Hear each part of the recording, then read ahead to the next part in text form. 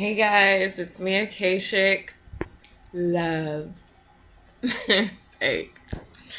So today I wanted to talk about the symptoms of BPD and how complex it is. So I'm gonna list the symptoms and then I'm going to pick one topic to talk about simply because it's a lot. Like, it's really a lot. So, the symptoms of borderline personality disorder, they're unstable relationships, sense of self. Well, that's unstable relationships and an unstable sense of self. Recurrent suicidal behavior, self-harm, abandonment issues, chronic emptiness, inappropriate anger, and being detached from reality. I was diagnosed by a psychiatrist about September 8th of last year, I think, maybe. So it's fairly new for me, which is why I'm making videos, because it's so terrifying. And the people that do have borderline personality disorder,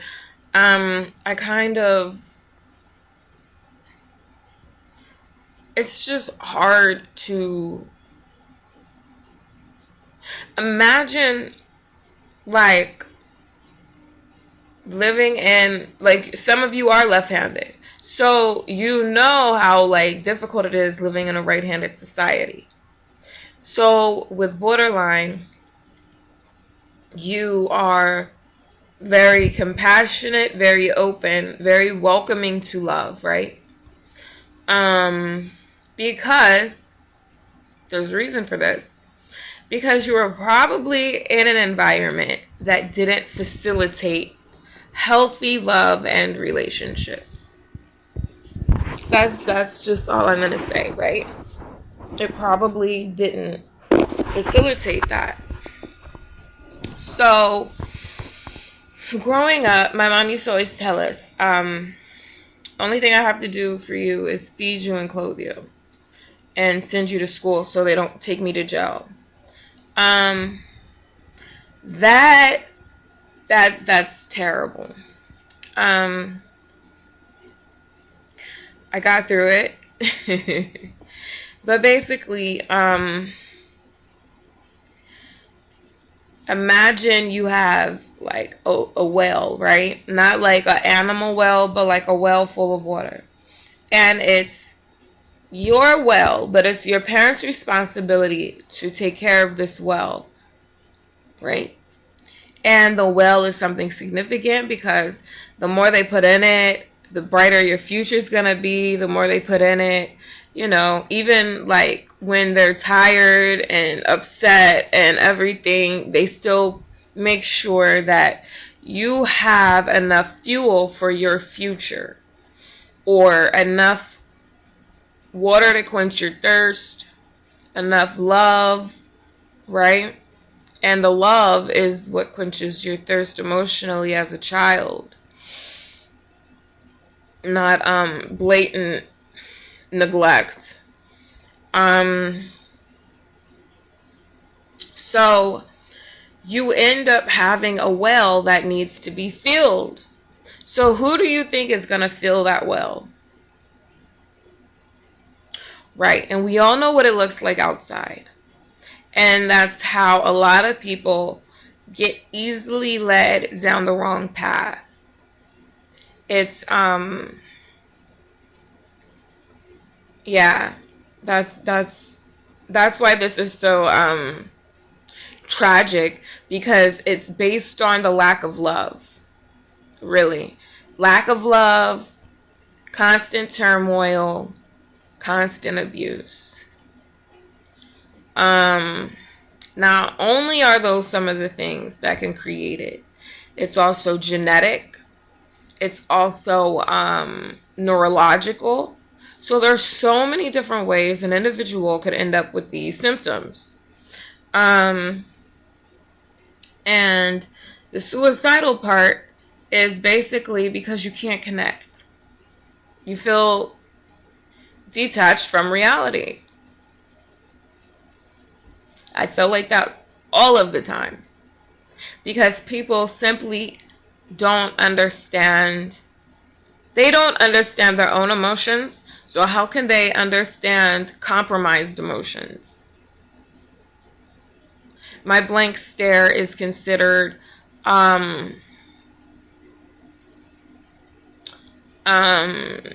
you know, like they like to call it resting bitch face or whatever they want to call it.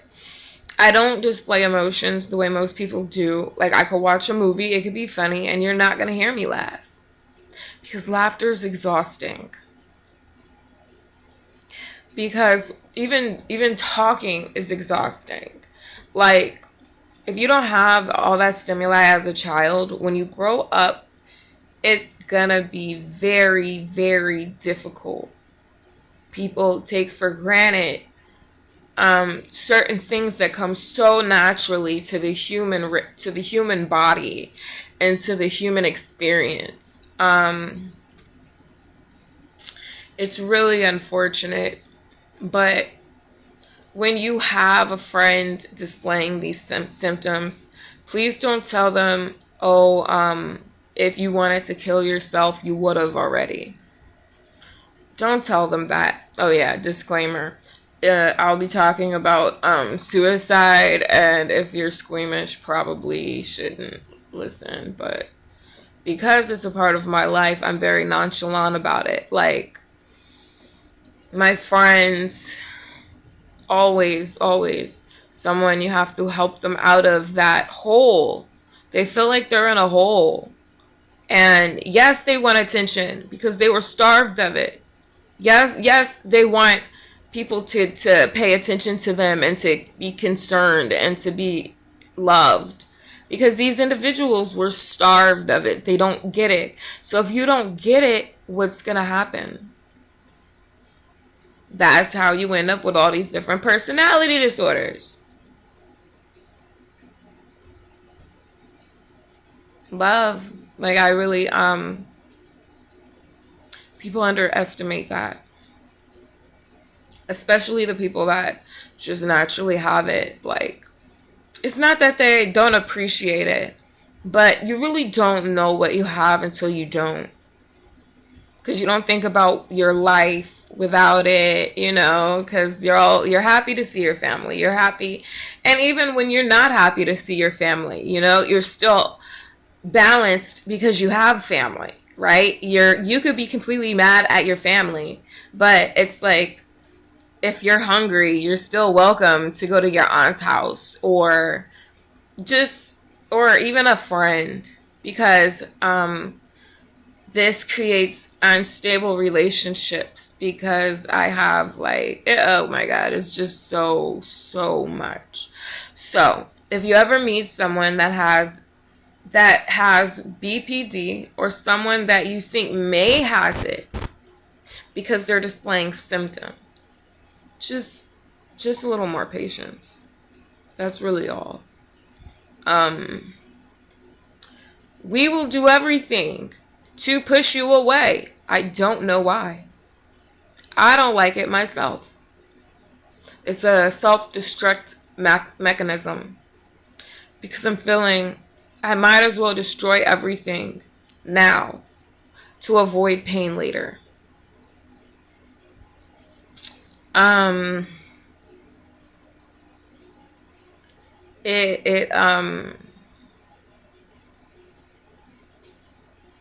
Yeah.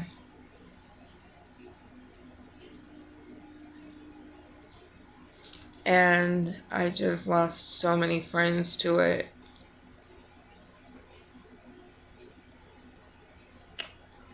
It's tragic. It's just tragic.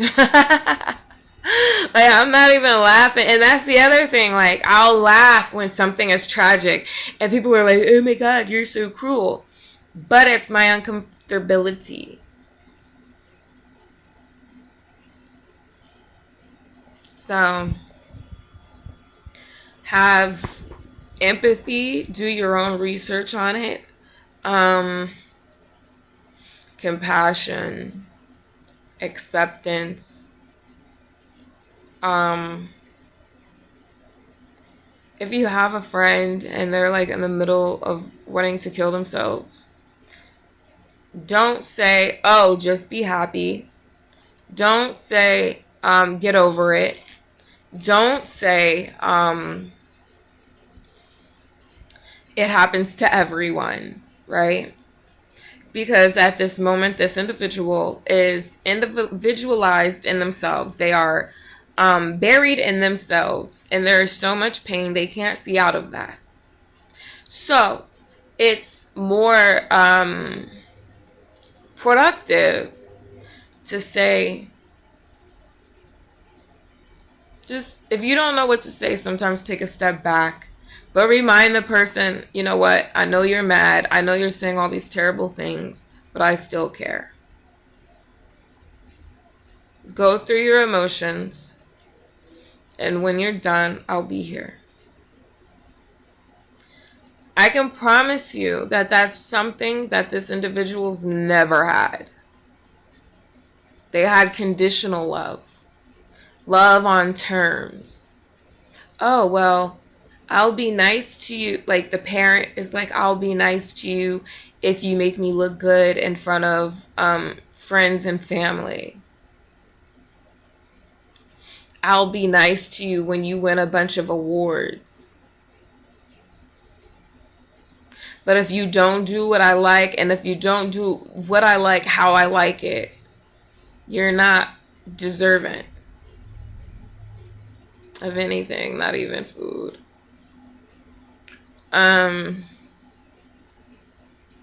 So it's about mental health.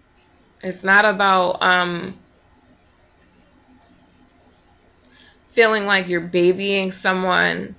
You're not. This person is more a nurture thing. This person, like, it's like having a vitamin deficiency. You don't eat enough iron, you're gonna have an iron deficiency. That's just what it is. And you have an emotional deficiency, kind of,